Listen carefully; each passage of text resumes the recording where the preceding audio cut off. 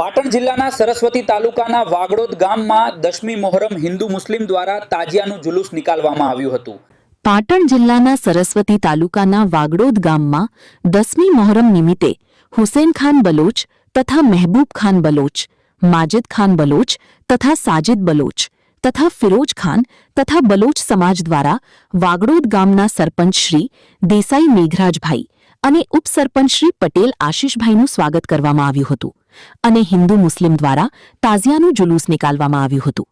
અને આ જુલુસમાં વાગડોદ ગામના હિન્દુ મુસ્લિમ આગેવાનો હાજર રહ્યા હતા